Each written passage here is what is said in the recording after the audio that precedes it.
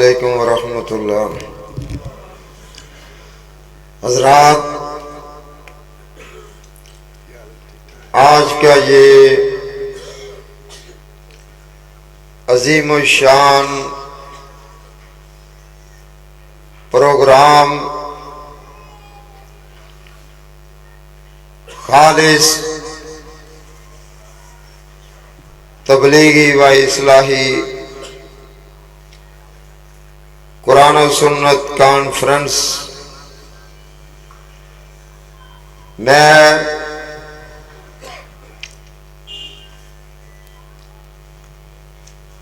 میاں عمران صاحب اور اس مسجد کے خطیب حضرت مولانا اسماعیل صاحب اور حاجی محمد راشد صاحب کو مبارکباد پیش کرتا ہوں کہ انہوں نے بڑی محنت کوشش کے ساتھ آج کے اس پروگرام کو کامیاب کروایا۔ اللہ پاک ان کی اس محنت کو قبول و منظور فرمائے۔ اسٹیج پر اس علاقہ کے مشہور خطیب جناب حضرت مولانا جوید شینوی صاحب، مولانا عبد الواحد دانش صاحب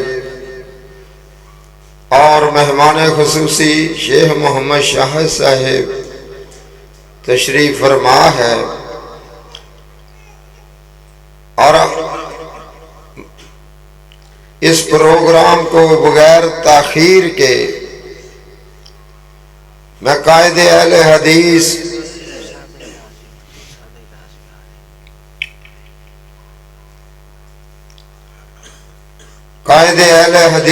حضرت علامہ مولانا محمد کاشف نواز رنداوا صاحب، ہماری خوش قسمتی ہے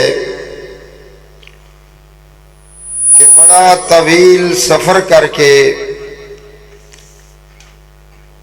اس جگہ پر پہنچے، اور اس کے بعد پھر انہوں نے اسلام آباد کا سفر کرنا ہے۔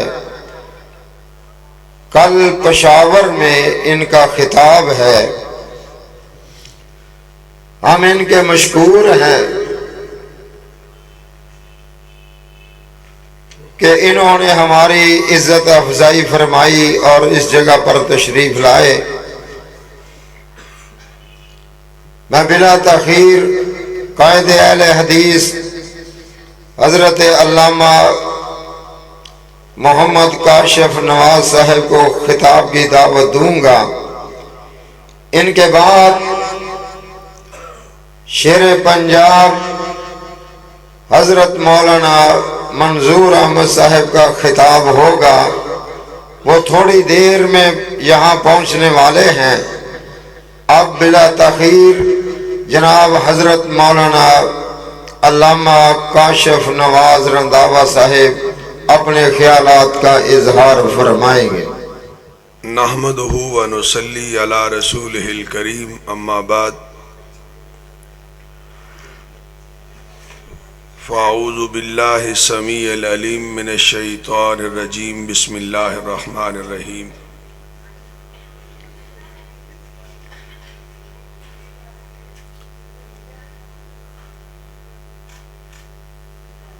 قل هل ننبئکم بالاخسرین اعمالا الذین ضل سعیہم فی الحیاۃ الدنیا وہم یحسبون انہم یحسنون صنعا۔ حضرات، میں کھڑے ہو کر تقریر کرنا زیادہ پسند کرتا ہوں، لیکن چونکہ مسلسل سفر میں تھا، پرسوں کوئٹہ تھا، رات اسلام آباد تھا،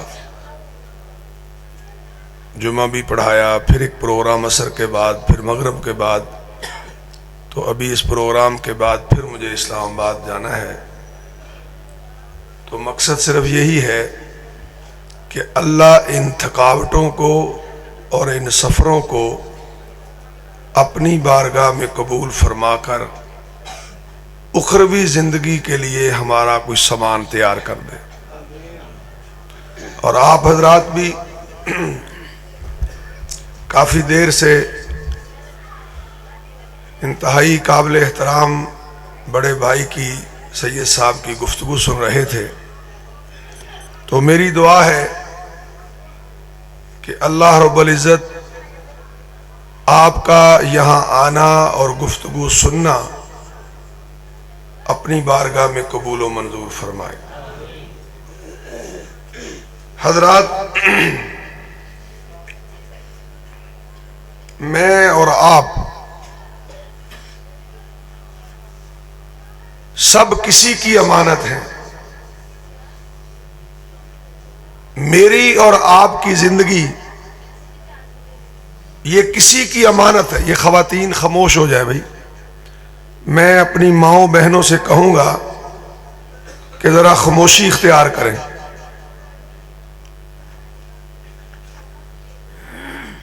تو میں عرض کر رہا تھا کہ میری اور آپ کی زندگی، میرا اور آپ کا سانس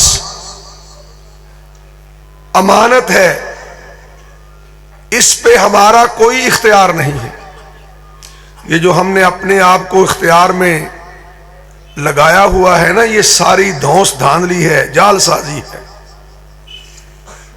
جس نے مجھے اور آپ کو پیدا کیا ہے اس کی یہ مرضی اور منشا نہیں کہ میرا پیدا کیا گیا بندہ اپنی مرضی سے اٹھے، اپنی مرضی سے سوئے، اپنی مرضی سے کھائے، اپنی مرضی سے پیے۔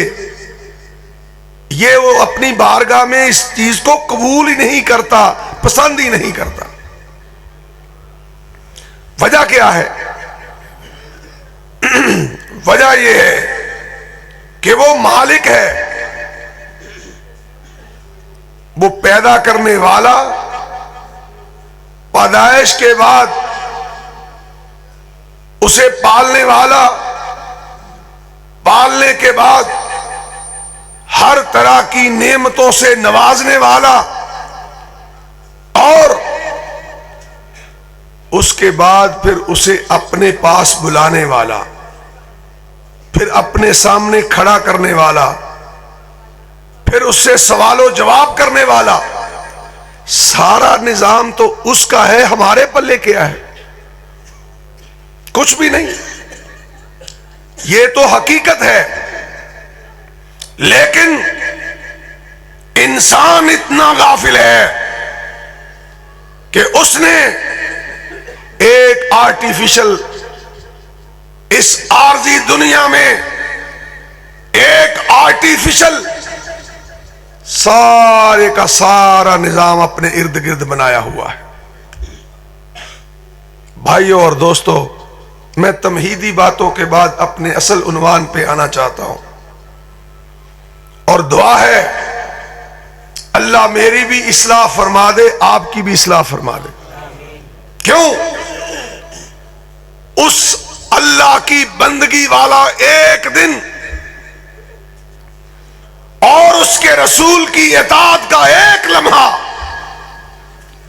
وہ ایک اللہ کی بندگی میں نہ رہنے والے کہ 1000 سال سے بھی زیادہ بہتر ہے۔ 1000 سال سے لمٹ ہی کوئی نہیں۔ تو میں عرض کرنا چاہتا ہوں کہ بھائیوں اور دوستوں اور بزرگوں، فکر پیدا کیجئے، فکر پیدا کیجئے۔ عمر بن عبدالعزیز سب کہو رحمت اللہ علیہ، اتنا بڑا حاکم گزرا، 10 سال حکومت نہیں کی، 50 نہیں کی، 5 نہیں کی، 99 ہجری کو آیا، 11 ہجری کو قبر میں چلا گیا۔ 2 سال جب حاکم بنا تو کہنے لگا میں حکومت کرتے وقت صرف یہ خیال کروں گا کہ میں نے مرنے کے بعد اپنے اللہ کے سامنے پیش ہو کے جواب دینا ہے، جواب دینا ہے۔ کوئی مسئلہ بھی آیا، ایک دن اس کی پھوپھی آئی تو کہنے لگی بیٹا تو نے سارے شہزادوں کے وظیفے بند کر دیے ہیں جو تجھ سے قبل امیر المومنین اور حاکم وقت دیا کرتے تھے۔ کہنے لگا ہاں پھوپھی میں نے صحیح سمجھا، اس بیت المال پہ یتیم کا حق ہے، مسکین کا حق ہے، غریب کا حق ہے، بادشاہوں کے بیٹوں کا حق نہیں ہے۔ آج الٹ ہے بات۔ اپنی بیوی سے کہا، ایک سونے کی بالی ہوتی ہے جو عورتیں اپنے کانوں میں ڈالتی ہیں، چھوٹی سی بالی، کانٹا جس کو کہہ لیں۔ کہنے لگا اس کو گرم کر کے لاؤ۔ وہ گئی فاطمہ، اس نے گرم کیا، جب وہ بالی آگ بگولا ہو گئی، آگ نما ہو گئی، تو اس نے آ کے عمر بن عبدالعزیز کو پیش کی تو اپنی پھوپھی سے کہا پھوپھی اسے چمٹے سے اٹھا کے اپنے بھتیجے کے ہاتھ پہ رکھ دے، ہاتھ پہ رکھ دے۔ کہنے لگی بیٹا میں یہ گوارا نہیں کر سکتی کہ اپنی آنکھوں کے سامنے اپنے پھول جیسے بیٹے کے ریشم جیسے ہاتھ جلتے ہوئے دیکھ لو۔ کیا جواب دیا عمر بن عبدالعزیز نے؟ اپنی پھوپھی سے کہا اے پھوپھی دنیا میں تو اتنے سے کانٹے سے بھی درد محسوس کرتی ہو، قیامت کے دن کیا کرو گی جب تیرا سارے کا سارا بھتیجا آگ میں جل رہا ہوگا؟ یہ فکر ہے، یہ فکر۔ اس اسلام نے، اس دین نے، آقا کے پیغام نے ہم سب کی یہ اصلاح کی ہے کہ آؤ ساری دنیا کے ناخداؤں سے کٹ جاؤ، اس ایک عرش والے خدا سے جڑ جاؤ، اور آ جاؤ ساری دنیا کے جعلی پیشواؤں کو اپنے جوتے کی نوک پہ رکھو اور اکیلے آمنہ کے لال کی محبت کو اپنے دل میں بساؤ۔ چلو تو آمنہ کے لال کی راہ پہ چلو، اور کس طرح چلو؟ عرش والے کے سامنے گردن جھکا کے چلو۔ یہی تو پیمانہ ہے مسلمان کا۔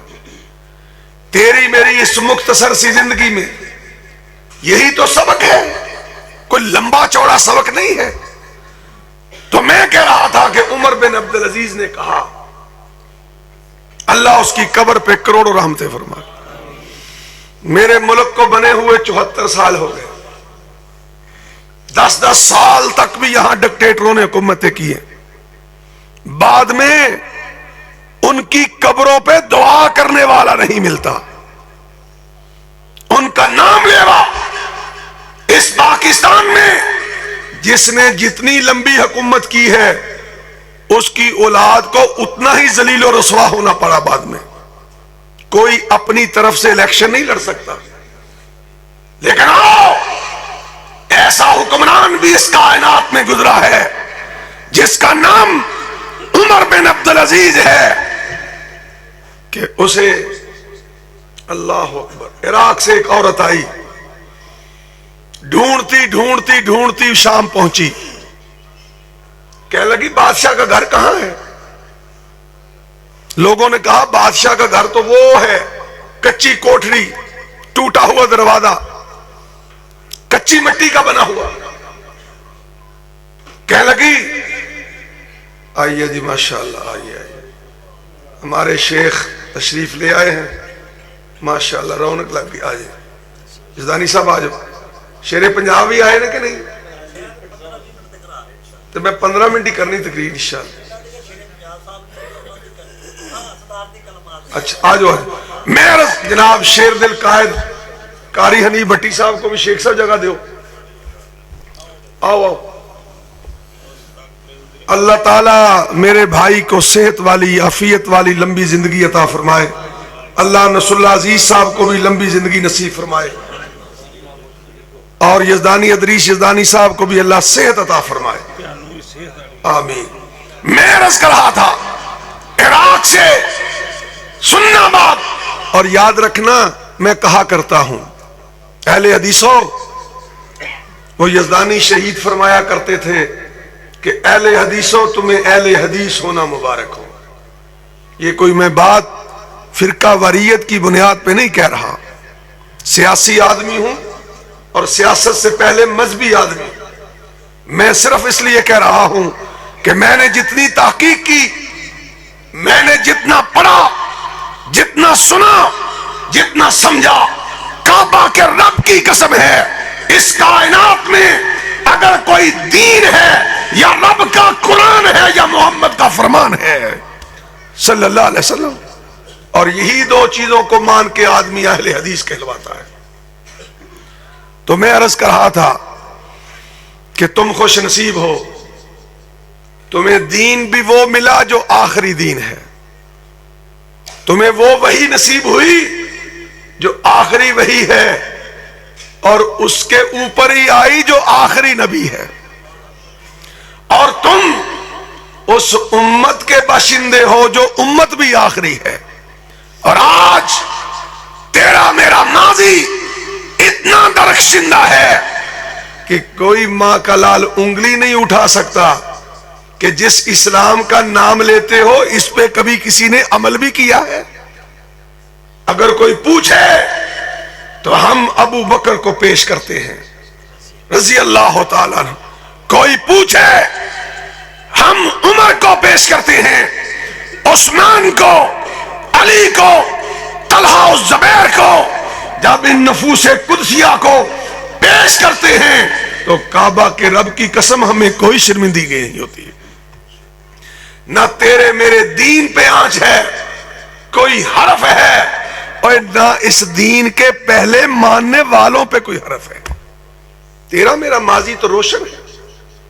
آج ہی میں نے مرکز بلال میں کہا تھا، میرا جی چاہتا ہے کہ آج ساری رات یہ لفظ دہراتا رہوں کہ لوگوں، اسلام کا سورج وہی ہے، تم نے آنکھیں بند کر لی ہیں۔ لوگوں، قرآن و سنت کا جھنڈا وہی ہے، تمہارے اٹھاتے اٹھاتے ہاتھ تھک گئے ہیں، تمہارے بازو تھک گئے ہیں۔ آؤ کعبہ کے رب کی قسم اپنے اللہ کی طرف رجوع کر لو، اپنا جینا مرنا اس کے دین کے مطابق کر لو۔ اور میں جو ایک دو واقعات عرض کر کے اجازت چاہوں گا وہ یہ ہے کہ عراق سے ایک عورت آئی، شام پہنچی، بادشاہ کا گھر ڈھونڈتی ڈھونڈتی عمر بن عبدالعزیز کے گھر پہنچ گئی۔ جب گھر داخل ہوئی، سننا بات، اور جس کے پاس دین ہو اس کے پاس پوری کائنات نہ ہو وہ سردار ہوتا ہے۔ سننا بات، آج یہ فیصلہ کر لو، یہ چند لوگ اگر تہیا کر لیں، اے پیدا کرنے والے، سب کچھ چھن جاتا ہے، چھن جائے، اللہ نہ قرآن جائے نہ حدیث جائے، میں یقیناً لکھ دیتا ہوں وہ دنیا کا بھی بادشاہ ہے، مرنے کے بعد بھی بادشاہ ہوگا۔ کیا حیثیت ہے جائیدادوں کی، مال کی، مویشی کی، ان کی اوقات ہی کوئی نہیں۔ اوقات ہے تو صرف رب کے قرآن کی ہے یا محمد کی زبان کی ہے صلی اللہ علیہ وسلم۔ آج جسے تو نے اور میں نے چھوڑا ہوا ہے، نتیجہ یہ ہے 1.5 ارب ہیں، 1.5 ارب اس وقت اس زمین پہ، 1.5 ارب، اور یہودی کتنا ہے؟ 1.5 کروڑ، 1.5 ارب مسلمان ہے اور 1.5 کروڑ یہودی ہے، جوتے کھا رہے ہیں، جوتے کھا رہے ہیں۔ کعبہ کے رب کی قسم میں کسی اور کی بات نہیں کرتا، 22 کروڑ کے پاکستان کی بات کرتا ہوں، 22 کروڑ۔ اگر اللہ نے جس دن چاہا، کیونکہ وہ تو کرے گا ہی کرے گا نا، ایک قوم کام نہیں کرے گی اٹھا کے پھینکے گا، دوسری لے آئے گا۔ آج میں اور تم جو سانسیں لے رہے ہیں، مرنے کے بعد کھاتا ہمارا کھلنا ہے، پڑوسی کا نہیں کھلنا۔ جواب تم نے دینا ہے کہ بتلاؤ، جب میں نے دین کی لیے محفوظ کر کے تمہارے گھروں تک پہنچایا تھا، تم نے اس پہ کتنا عمل کر کے دکھایا ہے؟ کیا کیا ہے تم نے؟ ہر چیز میں اپنی مرضی، ہر چیز میں ایسے بات نہیں چلے. اللہ ہم خطا کار سہی، ہم گناہگار سہی، اللہ ہماری کمزوریوں کو نہ دیکھ، اپنی طاقتوں کو دیکھ، اور اللہ ہماری اصلاح فرما دے. جو باقی دن رہ گئے ہیں اللہ یا رب کے قرآن سے وابستہ کر دے یا اپنے نبی کے فرمان سے وابستہ کر دے صلی اللہ علیہ وسلم. میں کہہ رہا تھا کہ وہ خاتون آئی، یہ کس کے پاس ایسے واقعات؟ عیسائیوں کے پاس ہے. انہیں پوچھو تمہارے نبی نے کیا کیا ہے. وہ چند واقعات کے سوا پوری عیسائیت کو نہیں پتا کہ عیسیٰ کیا کرتا رہا. موسیٰ کے ماننے والوں کو نہیں پتا. چند معجزات ہیں. پیدا ہوا، فرعون کے گھر پہنچا، جوان ہوا، نبوت ملی، مناظرے ہوئے، معجزات دیکھے، فوت ہو گیا. یارو خدا کی قسم تم اور میں اس قدر خوش قسمت ہیں کہ اگر کوئی ایک ایک ادا بھی محفوظ ہے تو وہ مدینے والے کی محفوظ ہے، اس کے دین کی محفوظ ہے. اور وہاں تو مدینے والا تو وہ تو قبا، اس کی تو کیا بات ہے. یہ تو عمر بن عبدالعزیز کی بات سنا رہا. اور عمر بن عبدالعزیز تو پھر بڑی دور کی بات ہے. اہل حدیثو اسماعیل سلفی کی تاریخ پڑھ لو، گجرا والے کی. کعبہ کے رب کی قسم تمہیں اس صدی میں بھی محمد کے غلام کی خوشبو آ جائے گی. آج بھی موجود ہے. جس نے پایا وہ پکڑا نہیں گیا، اور جس نے نہیں پایا وہ کبھی کھڑا نہیں ہوا ہے. تو میں معذرت کے ساتھ لمبی بات ہوگی، میں عرض کرنا چاہتا ہوں کہ بغداد کی وہ عورت عمر بن عبدالعزیز کے گھر پہنچی. کیا دیکھتی ہے؟ اجڑا ہوا گھر ہے، کچی مٹی کا بنا ہے، اور ایک بندہ اپنے گھر کے اندر مٹی میں پانی ڈال رہا ہے اس کو گوندنے کے لیے، دیواروں پہ لگانے کے لیے. عمر بن عبدالعزیز کی بیگم کے پاس بیٹھی کہنے لگی، بہن یہ بادشاہ کا گھر ہے، یہ ہے مسلمان تیری تاریخ، آج بھی جا کے دیکھ لو بادشاہوں کے گھر. اس نے کہا ہاں بادشاہ کا گھر ہے. کہنے لگی بیڑا غرق ہو گیا، میں اپنے گھر کا دیا جلوانے کے لیے آئی تھی، اس کا تو اپنا بیڑا غرق ہوا، گھر میں چیز ہی کوئی نہیں. فاطمہ نے جواب دیا، کہنے لگی بہن سن لے، ہم نے اپنے لوگوں کے بھی دیے جلوانے کے لیے اپنا بجھا کے رکھا ہوا ہے، اپنا بجھا کے رکھا ہوا. اس نے کیا پوچھا؟ کہنے لگی وہ بندہ تیرے گھر میں، تو امیر المومنین کی بیوی ہے؟ کہنے لگی ہاں میں امیر المومنین کی بیوی. اس نے کہا یہ جو ملازم ہے تیرا، یہ پانی کا بوکا نکالتا ہے کنویں سے اور مٹی میں ڈالتا ہے، تمہیں دیکھ لیتا ہے، پھر بوکا ڈالتا ہے، پھر تمہیں دیکھ لیتا ہے. اس نے کہا اے بی بی، اے بہن، اے اجنبی عورت، یہ میرا ملازم نہیں، میرا خامد ہے، اور یہی تمہارا امیر المومنین ہے. اللہ اکبر. تڑپ گئی. عمر بن عبدالعزیز آئے، کہنے لگے ہاں خاتون بتاؤ کیا مسئلہ ہے. کہنے لگی عراق سے آئی ہوں، میں بات یہاں ختم کرنا چاہتا ہوں، وہ یہ ہے عراق سے آئی ہوں، میری 4 بیٹیاں ہیں، ان کے پاس کھانے کو کچھ نہیں، ماں باپ مر گیا ہے. اے امیر المومنین میں وظیفہ لینے آئی ہوں. اپنی بیوی فاطمہ سے کہا قلم کاغذ دو. کاغذ قلم پکڑا، گورنر بغداد کو لکھا، اما بعد اس کو اتنا وظیفہ دے دو، فلاں بنت فلاں کو اتنا دے دو. وہ ہر بیٹی کا وظیفے کی چٹ ملنے پہ کہنے لگی الحمدللہ الحمدللہ الحمدللہ. جب چوتھی بیٹی کا وظیفہ لکھا جا رہا تھا، اس کے منہ سے نکلا واہ بادشاہ، واہ امیر المومنین. جیسے آج ہم مولوی پھول جاتے ہیں، کوئی پھولنے کی ضرورت نہیں، یہ بھولا ہوا سبق ہے. آؤ اگر میرا بولنا یا میرے بعد والوں کا بولنا یا پہلوں کا بولنا ہمارے نامہ اعمال میں لکھا جائے، اس سے بڑی کامیابی کوئی ہو ہی نہیں سکتی ہے. یہ دنیا کی واہ واہ واہ سے کیا بنتا ہے؟ کچھ نہیں بنے گا، بیکار ہے. کیا ہوا؟ اس نے جب کہا واہ بادشاہ تیرے جیسا کوئی نہیں، واہ یہ وہ، کاغذ بھی رکھ دیا، پینسل بھی رکھ دی، کہنے لگے یہ جن تینوں کو میں نے وظیفہ دیا ہے انہی کے وظیفے کو اکٹھا کر کے چوتھی کو بھی پال لینا۔ کہنے لگی بادشاہ کیا ہو؟ امیر المومنین کیا ہوا؟ فرمایا جب تو اس کی تعریفیں کرتی تھی، میرا قلم اس کی امانت ہے، بیت المال اس کی امانت ہے، میری تو اوقات ہی کوئی نہیں ہے، تو اس کی تعریفیں کرتی رہی، میں تیری بیٹیوں کو وظیفے دیتا رہا۔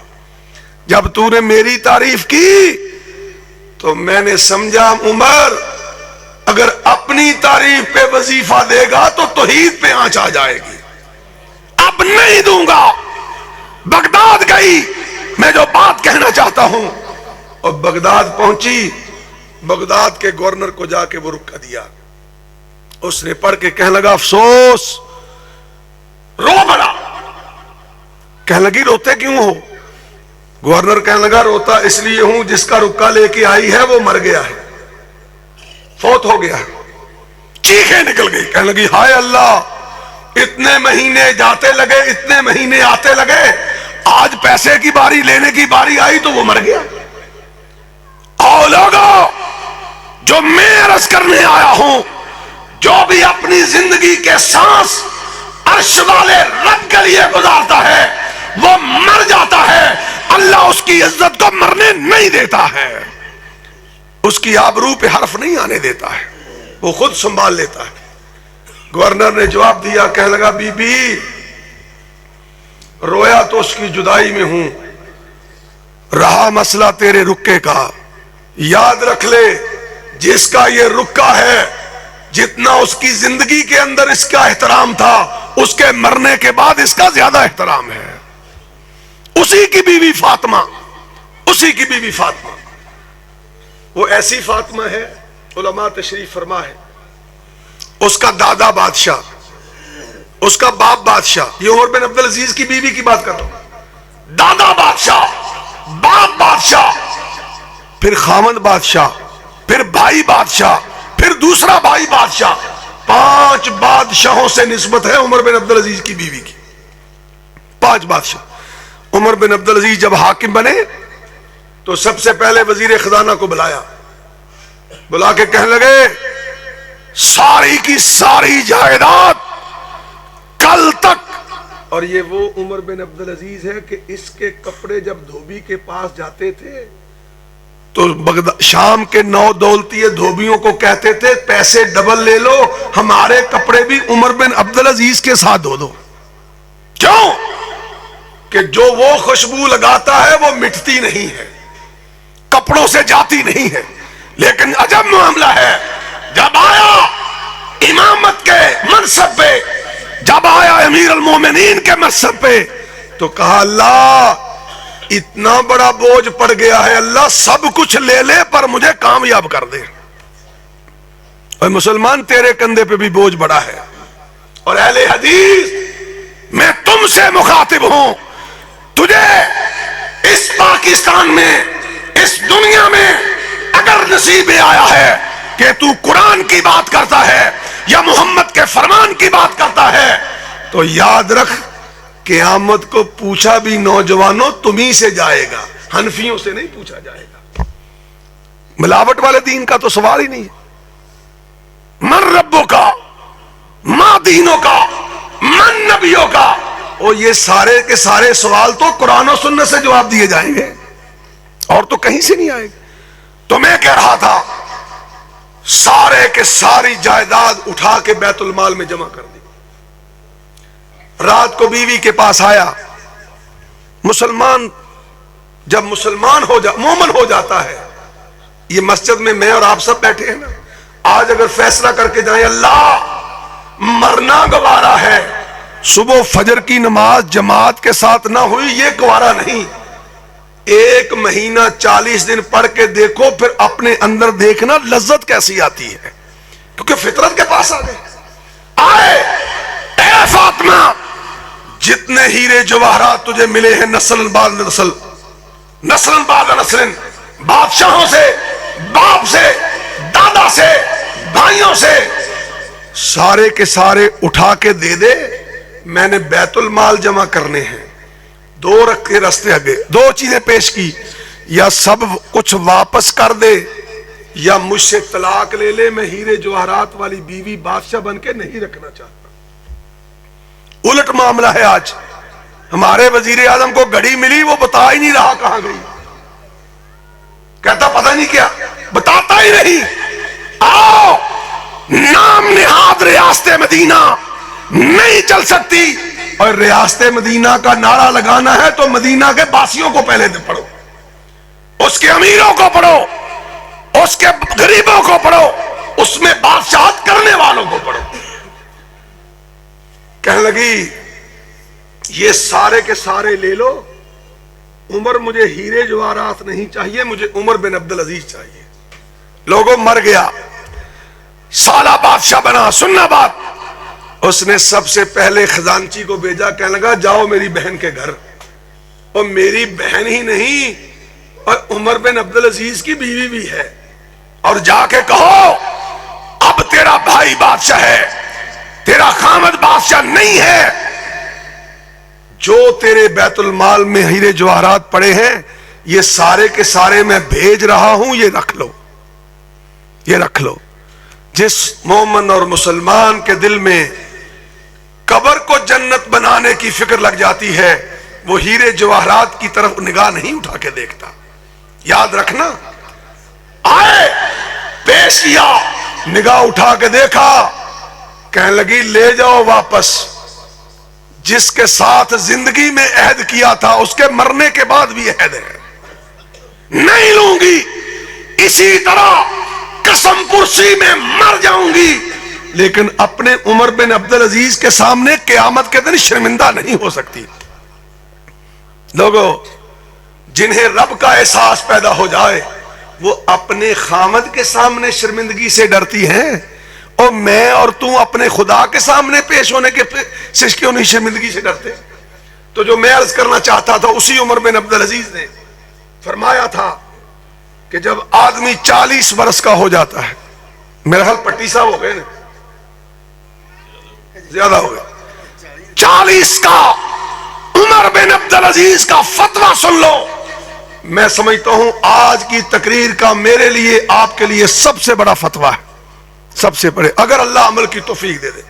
فرمایا جو 40 سال کا ہو جاتا ہے وہ مرنے کے بعد جب اللہ کے سامنے پیش ہوتا ہے یا ہوتی ہے، فرمایا اس کے پاس حجت ختم ہو جاتی ہے، اللہ تو نے مجھے وقت نہیں دیا تھا، ٹائم نہیں دیا تھا، تو لہذا آئیے نوجوانوں، بھائیوں، بوڑھوں، جوانوں، اس زندگی کو دنیا کی سب سے قیمتی چیز سمجھو، اس کی کوئی اوقات نہیں۔ ایک طرف یہ عالم ہے کہ صحابی رسول ایک مردہ بکری کو کھینچتا ہوا مدینے سے باہر جا رہا ہے، آقا نے دوسرے صحابہ سے پوچھا کہ بتلاؤ اس کے مالک کی اس بکری کے بارے میں کیا خیال ہے، کیا اوقات ہے؟ صحابہ نے عرض کیا یا رسول اللہ اگر اس کی اوقات ہوتی تو اسے گھسیٹتے ہی لے جاتا، اس کی تو کوئی اوقات نہیں۔ فرمایا پھر سن لو، اس مالک کی اس بکری کے بارے یہ رائے ہے کہ اب اس کی کوئی اوقات نہیں، عرش والے رب کی اس سے بھی کم اوقات اس دنیا کی ہے، اس کی کوئی اوقات نہیں۔ لیکن آؤ لوگو، اسے اپنی تربیت گاہ سمجھو، امتحان گاہ سمجھو، یہ پرچہ دینے کا حال ہے، ایگزامینیشن حال ہے، اپنے پرچے صحیح صحیح کرو، اللہ قبر میں بھی عزت دے گا، محشر میں بھی دے گا، اور جنت الفردوس کا وارث بھی انشاءاللہ بنائے گا۔ تو اس کے لیے تو میں عرض کرنا چاہتا ہوں، جو میں نے آیت پڑھی تھی وہ بڑی خبردار کرنے والی آیت ہے، بس اسی کا ترجمہ اور اسی کے حوالے سے 3 مثالیں دے کے میں اجازت چاہوں گا۔ اللہ نے فرمایا قُلْ هَلْ نُنَبِّئُكُمْ بِالْأَخْسَرِينَ أَعْمَالًا، اے نبی ان کو خبر دے دے کہ سب سے زیادہ گھاٹے اور خسارے والا وہ ہوگا جو قیامت کے دن اللہ کے ہاں پیش کرنے کے بعد اس کے کھاتے میں، اس کے نامہ اعمال میں اس نے جتنے بھی کام کیے ہوں گے وہ سب کے سب ضائع ہو جائیں گے۔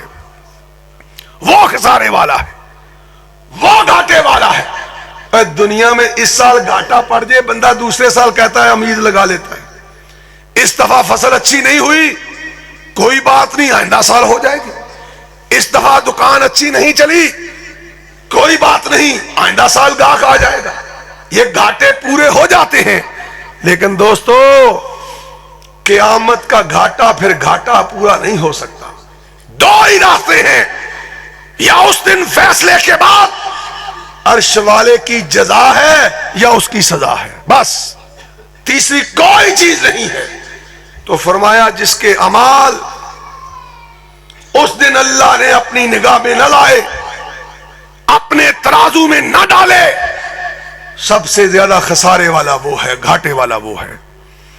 بھائی اب مجھے اور آپ کو کیا اس خسارے سے بچنا چاہیے کہ نہیں بچنا چاہیے؟ آپ جلسہ سننے آئے ہیں، بڑے بڑے قیمتی وقت نکال کے آئے ہیں، کام کاج چھوڑ کے آئے ہیں، لیکن یاد رکھنا آج تم دکان چھوڑ کے آئے ہو، مرنے کے بعد وہ دکان تمہیں نہیں بچا سکتی، پتہ نہیں کس کے قابو آ جائے، کیا اس کا حشر رہتی ہے نہیں رہتی۔ لیکن آؤ، اگر اس اللہ کے گھر سے تم کوئی ایسی بات سیکھ کے چلے گئے کہ تم نے مرتے دم تک یاد رکھا، کعبہ کے رب کی قسم تمہیں وہی کامیابی ہے، وہی تمہاری کامیابی۔ تو لوگوں میں عرض کرنا چاہتا ہوں کہ آؤ، ایک خرچہ مسافر اپنا دنیا میں اپنے جیب میں ڈال کے سفر کرتا ہے۔ آخری بات سنیے، وہ اسلام آباد جائے، لاہور جائے، سعودیہ جائے، آسٹریلیا جائے، امریکہ جائے، وہ اپنی جیب میں خرچہ ڈالتا ہے، کیوں؟ کہ میرا سفر اچھا ہو جائے گا۔ جاتا ہے کہ نہیں جاتا؟ سفر کتنا ہے؟ 1 مہینے کا، 10 دن کا، 10 گھنٹے کا، 2 مہینے کا۔ اور وہ سفر بھی کبھی ذہن میں لائے ہو جس نے مرنے کے بعد شروع ہونا ہے پھر ختم ہی نہیں ہونا؟ کبھی سوچا ہے اس کے بارے میں؟ وہ بھی سفر ہے، اور یہ تو عارضی ایک ٹھہراؤ کی جگہ ہے۔ اصل سفر تو اس وقت ہے جب سفید کپڑے میں لپیٹ کر مجھے اور تمہیں لوگوں نے قبر میں اتار کے آنا ہے۔ آغاز تو وہاں ہونا ہے، آغاز تو وہاں ہے، اور آغاز ہے پھر اختتام نہیں ہے۔ میرے پیارے نوجوان بیٹو، آؤ اپنی جوانیوں کو اگر رب کی بندگی میں لا سکتے ہو تو یاد رکھو یہ تمہارا پیغمبری شیوا ہوگا، اس سے بڑی کامیابی کی راہ اور کوئی نہیں ہو سکتی۔ تو میں کہنا چاہتا ہوں کہ یہاں تجھے ڈالر چاہیے سفر کے لیے، تمہیں پاؤنڈ چاہیے، تمہیں ریال چاہیے، تمہیں درہم چاہیے، تمہیں دینار چاہیے، لیکن یارو یہ دنیا کا عارضی سفر ہے۔ جو اخروی سفر ہے اس میں ڈالر نہیں چاہیے، اس میں دینار نہیں چاہیے، اس میں ریال نہیں چاہیے، اس میں روپیہ نہیں چاہیے، اس میں تیری نماز چاہیے یا تیری زکوٰۃ چاہیے، اس میں تیری توحید چاہیے یا تیری سنت سے وفا چاہیے۔ اگر تو اپنی نماز کو، اپنی زکوٰۃ کو، اپنے صدقہ و خیرات کو، اپنی تقریر کو، اپنی نماز پڑھانے کو اس اللہ کے ہاں کھلے ہوئے کھاتے میں مرنے سے پہلے جمع کروا گیا، کعبہ کے رب کی قسم ہے تو محشر کے میدان میں چمکتا ہوا چہرہ لے کر جنتوں کا وارث بن جائے گا۔ لیکن اگر تیرے نامہ اعمال میں نہ تیری نماز جمع ہوئی، نہ تیری زکوٰۃ جمع ہوئی، نہ تیرا صدقہ جمع ہوا، نہ تیری خیرات جمع ہوئی، تو اس دن کی شرمندگی پھر تیری کوئی ٹال نہیں سکتا ہے، ٹال نہیں سکتا ہے۔ اللہ سے دعا ہے اللہ مجھے بھی اور آپ کو بھی اس اکاؤنٹ میں جمع کروانے والے اعمال کی فکر پیدا کر دے، اس کی فکر پیدا کر دے۔ لوگو آؤ، سب سے دنیا میں قیمتی چیز وہ آپ کا عمل ہے. قرآن بڑا پڑا ہے, الا الذین آمنوا وعملوا الصالحات.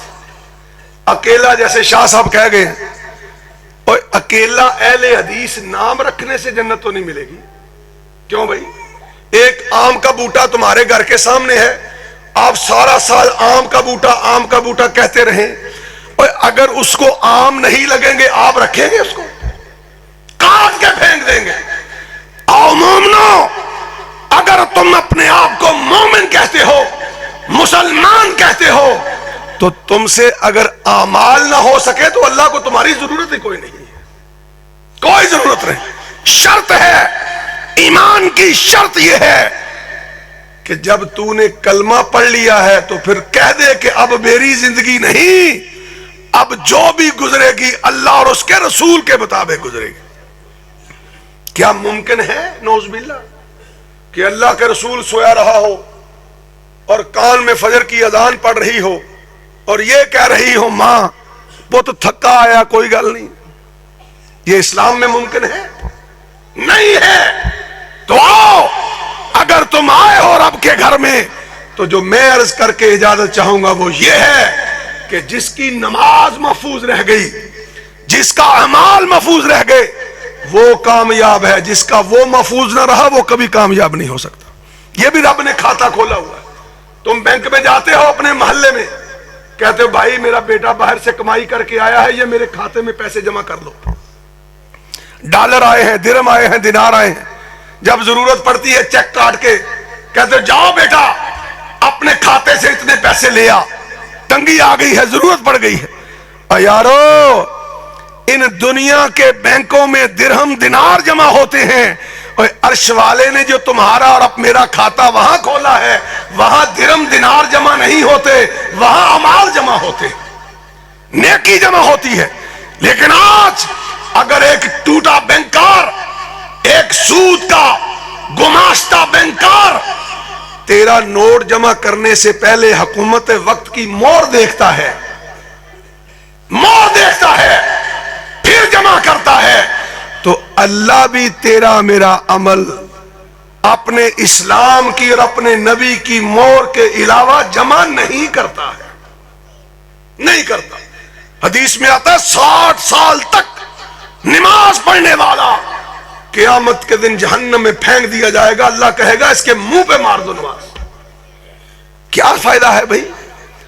فائدہ صرف یہ ہے کہ آؤ, تم نے اگر کوئی عمل کرنا ہے یاد رکھو تو اپنے ہر عمل سے پہلے اپنے اندر 3 چیزیں پیدا کرو, 3 چیزیں پیدا کرو. پہلی بات, اللہ اکبر کہہ کے نماز کا آغاز کرنے سے پہلے اپنے سینے سے شرک نکال کے باہر پھینکو. شرک لعنت ہے, اور شرک کائنات کا سب سے بڑا جھوٹ ہے, اور توحید کائنات کا سب سے بڑا سچ ہے. اگر تم کوئی عمل سے پہلے اپنے آپ کو شرک کی آلودگی سے نہیں بچا سکتے, یاد رکھنا ساری دنیا کے پہاڑوں کو سونا بنا کے اللہ کی راہ میں خرچ کر دو, اللہ کو اس کی کوئی پرواہ نہیں, اس لیے کہ کرنے والا مشرک ہے. اما عائشہ نے فرمایا کہ مکہ میں ایک شخص تھا, حج کے موقع پہ حاجیوں کی خدمت کیا کرتا تھا. جب حج ہو جاتا لنگر خانہ کھولتا, جب حج ہو جاتا تو 1000 جوڑا حاجیوں کو تحفہ دیتا. اما جی نے آقا سے پوچھا, یا رسول اللہ صلی اللہ علیہ وسلم, اتنا بڑا سخی اس مکہ میں گزرا ہے آپ کے آنے سے پہلے, تو اس کا یہ اتنا اچھا عمل کیا اسے جنت میں لے گیا ہے؟ آقا نے فرمایا, میری آشا, وہ بدبخت جنت میں نہیں جا سکا, اللہ نے جہنم میں پھینکا ہے. یا رسول اللہ, یہ عمل بھی تھے اور جہنم میں بھی چلا گیا؟ فرمایا ہاں, جب حاجیوں کے لنگر خانے بند ہو جاتے, حاجیوں کو جب جوڑے تقسیم کر لیتا, تو بیت اللہ کا دروازہ کھلوا کے بت کے سامنے گر کے کہتا کہ میں کر کے آ گیا ہوں, اب اسے قبول تو کروا دے, تو کروا دے. اتنے الفاظ تھے کہ عرشوں سے آواز آتی تھی کہ تو بدبخت ہے, تو نے میری توحید کو سمجھا ہی نہیں ہے. جانا ہی نہیں ہے، میں سب سے زیادہ تیرے قریب تھا، تو مجھے چھوڑ کے ان بتوں کے پاس جا چکا ہے۔ تو لوگوں آؤ، اتنا حساس معاملہ ہے کہ تیرے میرے دین کی بنیاد ہی توحید ہے، توحید۔ ابن تیمیہ کہتے ہیں توحید، اسلام صرف دو چیزوں کا نام ہے، فرمایا اللہ کی توحید کے اندر اخلاص ہو اور اللہ کی مخلوق کا احساس ہو۔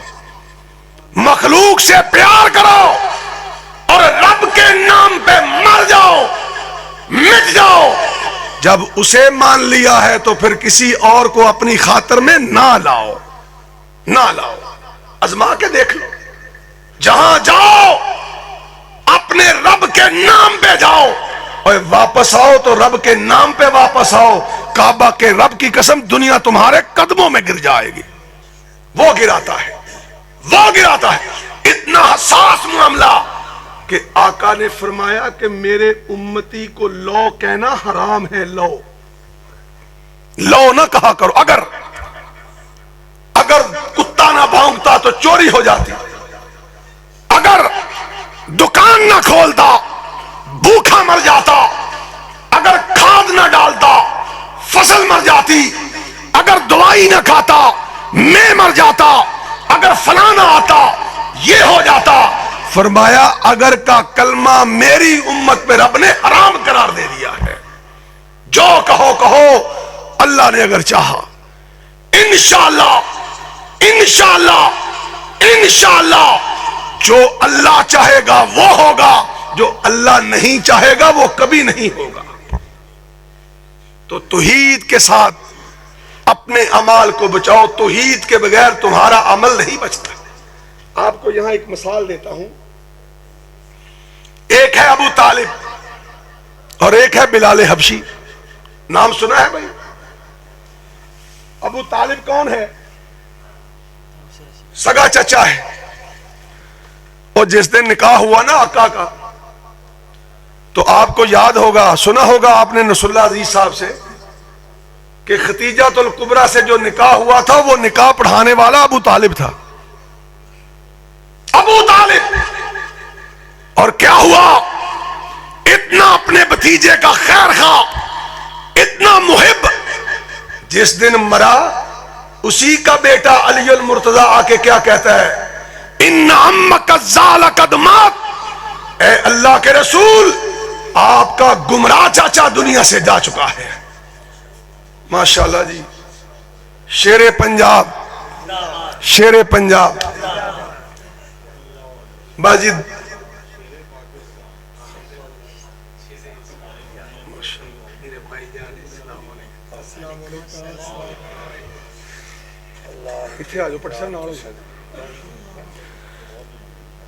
آخری بات سنیے جی،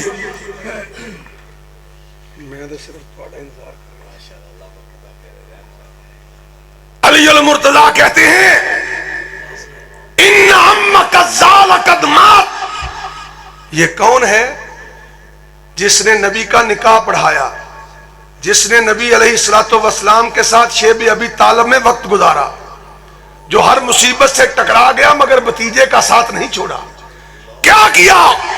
صرف لا الہ الا اللہ نہیں کہا۔ اور کون آیا ہے؟ شیر خدا آیا ہے، فاطمہ کا سرتاج آیا ہے، عبد المطلب کا، ابو طالب کا بیٹا آیا ہے، اور آ کے کہتا ہے، کس کو کہتا ہے؟ جو جانوروں سے بھی پیار کرتا ہے، جو کہتا ہے میری موجودگی میں کوئی جانور پہ بھی ظلم کرے تو مجھے محمد کو گوارا نہیں ہے صلی اللہ علیہ وسلم۔ اس کے پاس آ کے کہا یا رسول اللہ آپ کا گمراہ چاچا مر گیا ہے۔ کیا جواب دیا؟ اذهب فواری ہے، جاؤ علی مجھے کیا کہتے ہو، جاؤ کوئی گڑھا کھودو اور اس کے اندر دبا دو، دبا دو۔ واللہ لا اواری ہے انہو مات مشرکا، اے اللہ کے رسول میں اپنے ہاتھوں سے اپنے سگے باپ کو نہیں دبانا چاہتا، اس لیے کہ مشرک کی موت مر گیا ہے۔ یہ ہے توحید۔ اگر یہ نہیں تو تیری نماز کا کوئی فائدہ نہیں، اگر یہ نہیں تیری تجارت کا کوئی فائدہ نہیں، اگر یہ نہیں ہے تیری سیاست کا کوئی فائدہ نہیں، اور میں تو یہاں تک کہوں گا کہ تیرے زندہ رہنے کا ہی فائدہ کوئی نہیں ہے۔ یہ چچا ہے، سنیے آخری بات، چچا ہے، فاطمہ کا سسر ہے، نبی کا چچا ہے، ابو طالب عبد المطلب کا بیٹا ہے، عبداللہ کا بھائی ہے، شیر خدا کا باپ ہے، اور اس کا انجام توحید نہیں تو کیا ہے؟ اور دوسری طرف کالے رنگ کا بلال ہے، قد بھی چھوٹا ہے، زبان بھی توتلی ہے، نسل بعد نسل غلام ہے، اور ایک قدم زمین پہ مارتا ہے ٹوٹے جوتے کی آواز اللہ جنت تک پہنچا دیتا ہے۔ سبب کیا تھا کہ بلال کہتا تھا کہ لا کوئی مشکل کشا نہیں، لا کوئی حاجت روا نہیں، لا کوئی بگڑی بنانے والا نہیں، لا کوئی بیٹا دینے والا نہیں، لا کوئی بیٹا لینے والا نہیں، لا کوئی موت کا مالک نہیں، لا کوئی زندگی کا مالک نہیں، لا کوئی عزت کا مالک نہیں، لا کوئی ذلت کا مالک نہیں، لا کوئی رزق کا مالک نہیں، اور الا اللہ مگر صرف ایک عرش والا۔ یہ بلال تھا۔ عظمت رحمان، عظمت توحید، عظمت مصطفیٰ، ترجمان مسلک اہل حدیث چودھری کاشف نواز رندھاوا صاحب۔ اللہ خوش رکھے۔ میں عرض کرنا چاہتا ہوں کہ آؤ، اگر توحید ہے تو سب کچھ ہے، اگر توحید میں خلل ہے ساری دنیا کے بادشاہ بن کے بھی مر جاؤ سوائے جوتوں کے کچھ نہیں ملے گا، کچھ نہیں ملے گا۔ آج اس مسجد کے چوک میں ایک جوتے پالش کرنے والا غریب اور دیار، کعبہ کے رب کی قسم ہے، کعبہ کے رب کی قسم ہے، اگر توحید پہ مر گیا قیامت کے دن وہی سردار ہوگا، اور جو سردار ہے اگر اس کے پاس توحید نہیں ہے تو جو اس کی ذلت ہے وہ کوئی اور اٹھا ہی نہیں سکتا ہے۔ ایک توحید اٹھاؤ، اپنے ماتھے کا جھومر بناؤ، پھر نماز قبول ہوگی۔ اس کے بعد نبی کی سنت کے مطابق کرو، پھر اعمال قبول ہوں گے، اور جو بھی کرو گے اللہ کی رضا کے لیے کرو گے پھر قبول ہوں گے۔ اگر توحید نہیں ہے، نبی کی اطاعت نہیں ہے، اور تمہارے اعمال میں اللہ کی رضا نہیں ہے تو وہ اعمال چاہے 100 سال کے ہوں انہیں اللہ اپنی نگاہ رحمت سے قیامت کے دن دیکھنا پسند نہیں کرے گا۔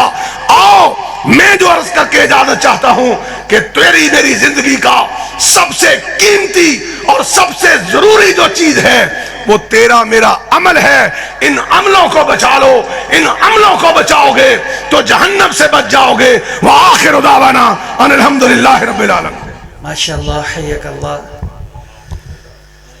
اللہ علم و عمل میں برکت فرمائے۔ ماشاءاللہ میری جماعت کے قائد حضرت مولانا کاشف نواز رندھاوا صاحب ماشاءاللہ بڑے جوش و خروش خطاب فرما رہے تھے۔